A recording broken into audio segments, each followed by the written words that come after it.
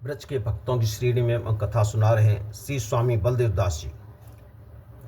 जगत का नियम है, पहले साधन उसके बाद सिद्धि। पहले कुआं खोदना पड़ता है, फिर पानी पी जाता है।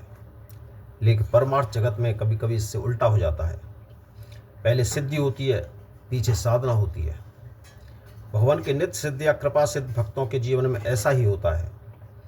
उनके नित्य सिद्ध प्रकरणों में सिद्धि के लिए साधना नहीं करनी पड़ती। सिद्ध तो उन्हें अनादि काल से ही प्राप्त होती है। वे जगत में आविर्भूत होते हैं भौतिक चाह के जगत जीवों के को साधना का आदर्श उपस्थित करने के लिए। कृपा सिद्ध जीवों को भी सिद्ध प्राप्त करने के लिए साधना नहीं करनी होती है। उन पर बिना साधना के ही बहुत कृपा बरस पड़ती है।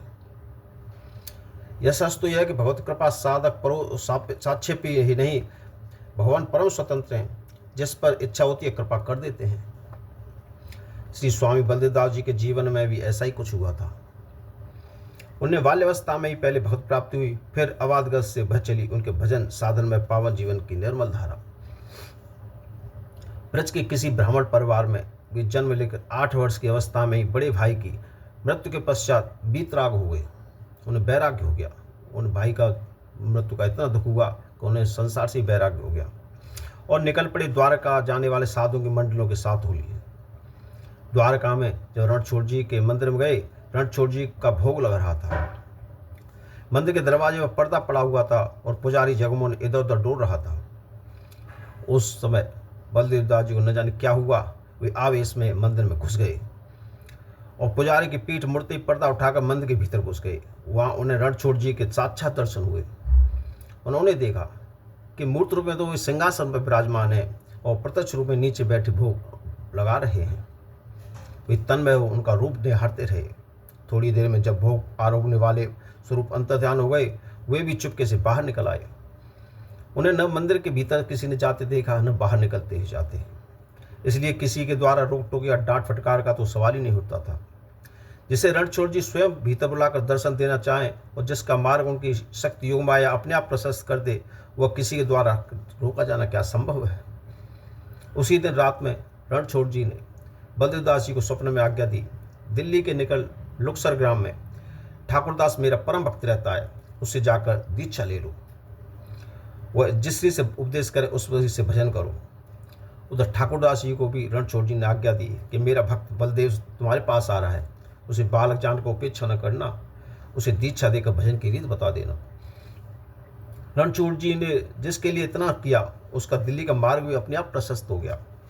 द्वारका जी में बालक बलदेव जी की भेंट हुई कुछ चरणदासी संतों से जो दिल्ली आ रहे थे।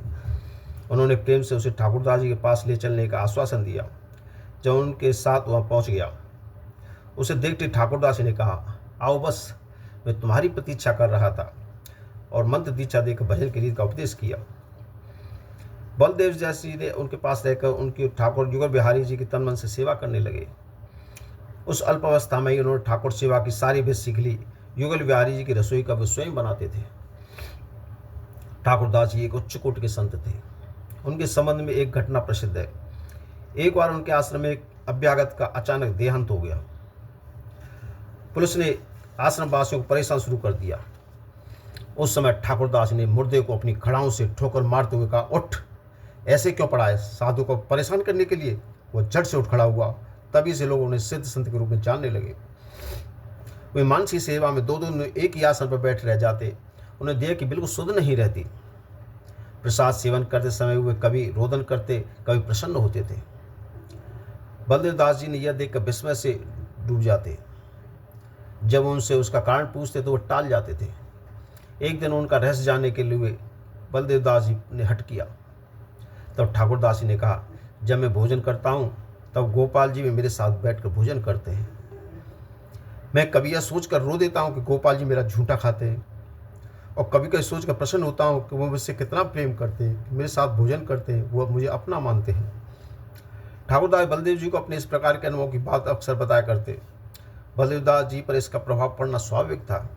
उनका भक्तिभाव गुरुदेव के सानिध्य में दिन पर दिन बढ़ता गया। वे भी गुरुदेव की तरह मानसिक चिंतन में लीन रहने लगे। कुछ दिन पश्चात ठाकुरदास जी तो धाम पधार गए।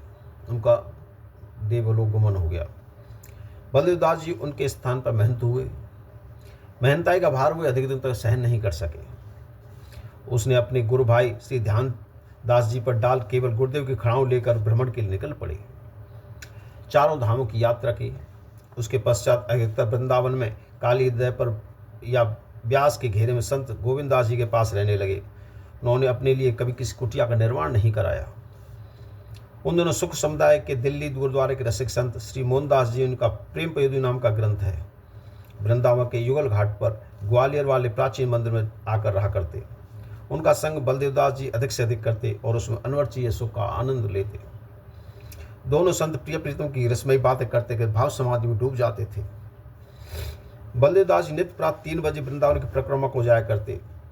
एक दिन परिक्रमा के समय उन्होंने देखा कि एक जगह बड़ा भंडारा हो रहा है, बहुत से साधु प्रसाद पा रहे हैं।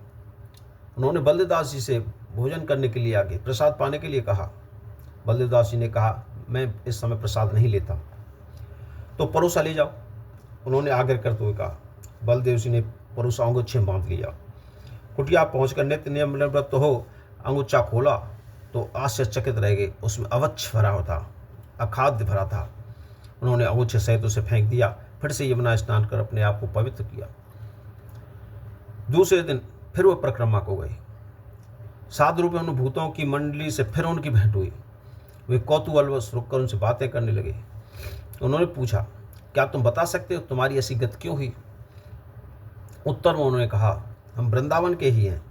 हमने ठाकुर सेवा के लिए प्राप्त धन का सामग्री का भोग स्वयं किया था, इसलिए हमें यह यौन प्राप्त हुई। वृंदावन रहने के कारण यमराज का हमारे ऊपर अधिकार नहीं था, वह हमें न ले जा सके, इसलिए धाम में रहकर ही हम भूतेश्वर के शासन में अपने किए का फल भोग रहे हैं। बलदेवदास जी अच्छे संगीतज्ञ थे।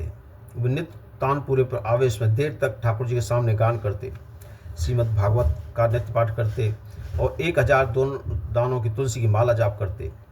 जबकि साथ प्रेम मंजरी के अनुगत्य में मानसिक स्मरण करते। ब्रज की लीलाओं के नीचे बैठकर लीला स्मरण करना उन्हें बहुत अच्छा लगता। कभी कभी किसी लता के नीचे बैठकर स्मरण करते, सारा दिन बीत जाता, क्षुधा तृष्णा का भी लोप हो जाता। एक बार वे बरसाने गए हुए थे। वहाँ बिलासगढ़ के निकट लताओं के नीचे भजन कर रहे थे।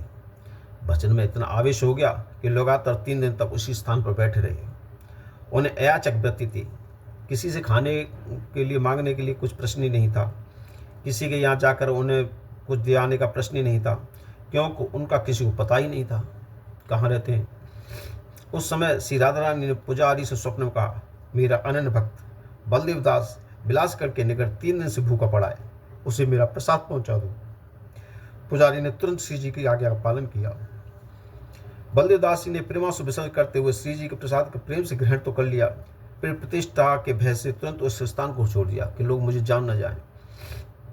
वह गहर वन में चले गए। वह एकांत में रो रो कर श्री जी से कहने लगे, हाय करुणामयी, तुम इस अधम पर इतनी कृपा करती हो, फिर अदृश्य रहकर विरह की वेदना क्यों देती हो? परोक्ष में कृपा कर उत्कंठा का वर्धन करती हो, प्रत्यक्ष में दूर रहकर प्राणों को मर्दन करती हो। कब तक इस तरह प्यास बढ़ाकर बिना बुझाए तड़पाती रहोगी स्वामिनी? इस प्रकार मनी में वे आक्षेप कर रहे थे। उन्होंने राधा रानी के देखा सखियों सहित वन विहार में फूल चैर करते और उनकी ओर प्यार से दृष्टि फेर कर कहते, मैं दूर कब हूँ पगली। तभी से उनकी स्वरूप सिद्धि हो गई और वे सिद्ध देह से मंजरी रूप में राधा कृष्ण की अष्टलीला सेवा में तल्लीन रहने लगे। बारी सेवा का भार उन्हें भार लगने लगा, पूजा पाठ का उन्हें भार लगने लगा। वे किसी योग्य शिष्य की कामना करने लगे जिससे अपने ठाकुर और गुरुदेव की पादुका सौंपे। उसी समय उन्हें श्री जी की प्रेरणा हुई अलवर के पास बहादुरपुर जाने की। वहाँ चरणदासी संत श्री दंडोती राम जी का स्थान और उनके बिहारी जी का मंदिर है। वहाँ श्री शिवदयाल जी नाम के एक नवकिशोर अपने निलयान में रहकर विद्याधन कर रहे थे। उनकी बिहारी जी के मंदिर में बलदेवदास जी से भेंट हुई। बलदेवदास जी जान गए कि उनके द्वारा भविष्य में चरणदासी संप्रदाय का विशेष उत्कर्ष होगा, इसलिए उन्हें शिष्य बनाकर और उन्हीं को अपने ठाकुर जी और गुरुदेव की पादुका सौंपकर निश्चिंत हुए। श्री सरस माधवी शरण जी के नाम से चरणदासी संप्रदाय के प्रसिद्ध संत रसिक संत हुए। गुरुदेव की पादुका और अपनी सेवित शिव विग्रह सरस माधवी को सौंप देने के पश्चात अब उनके पास शरीर के सिवा और कुछ भी नहीं रह गया। सरस माधवी शरण जी को अपनी इस अलौकिक संपत्ति को सौंप देना इस बात का भी संकेत था कि वे शरीर को भी वसुंधरा को सौंपकर अपनी लीला संवरण करने जा रहे हैं।